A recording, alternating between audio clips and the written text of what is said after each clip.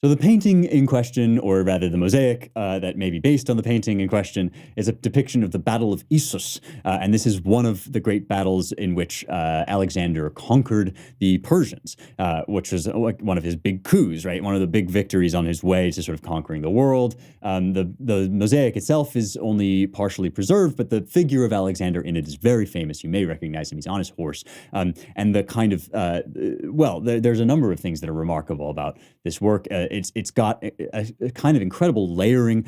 I'm not sure whether you could really call it exactly depth perception or foreground or foreshortening. Although there are some horses in it that seem to be kind of foreshortened in the sense that their buttocks, they're fleeing, and you can see their buttocks in a very realistic way. So that's kind of remarkable. That's something that wouldn't come back until the Italian Renaissance. This sense of technique of foreshortening and depth, but also just the arrangement of the figures. Alexander against the Eastern army, and the kind of chaos of spears that are jutting out from the horseback riders, and Alexander himself with this steely-eyed look of determination on his horse.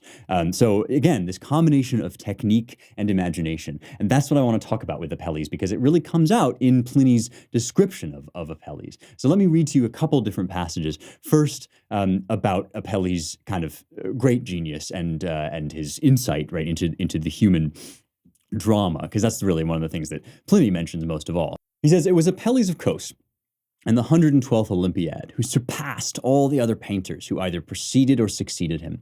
Single-handed, he contributed more to painting than all the others together, and even went so far as to publish some treatises on the principles of art." That's an interesting little footnote there. They don't survive, these treatises, but it does tell you that this tradition, which would become kind of the post-Vasari tradition of art criticism and art history, is alive in antiquity, right? It really is a rebirth. It's not a invention out of nothing, right? The great point of artistic merit with him was his singular charm of gracefulness, and this is the word that he says the Greek. Of course, this book, Pliny's book, is in Latin, but he says the Greeks call it charis, right? This too, through the greatest of painters were his contemporaries.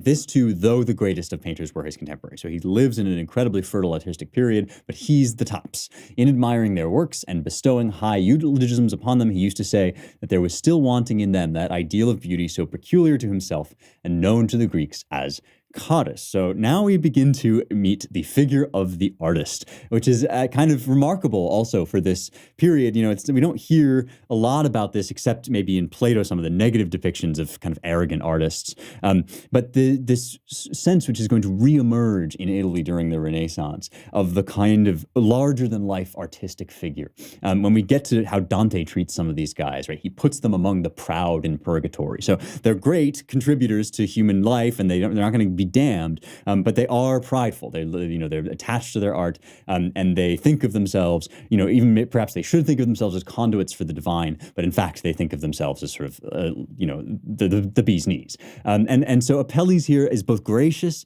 and ambitious, right? Gracious and kind of self-aggrandizing. He says they're great, all of my contemporaries, they're really wonderful, but they don't lack that special something that I've got, and that charis, that grace. So others, he said, had acquired all the other requisites of perfection, but in this one point he himself had no equal. He also asserted his claim to another great point of merit, admiring a picture by Protogenes, which bore evident marks of unbounded laboriousness and the most minute finish. He remarks that in every respect Protogenes was fully his equal, or perhaps his superior, except in this, that he himself knew when to take his hand off a picture, a memorable lesson, which teaches us that over-carefulness may be productive of bad results. His candor, too, was equal to his talent. He acknowledged the superiority of Melanthius in his grouping and of Asclepiodorus in the niceness of his measurements, or, in other words, the distances that ought to be left between the objects represented. So already in this passage, and we're going to get to another really famous passage that kind of highlights this as well, we see the distinction between technical aptitude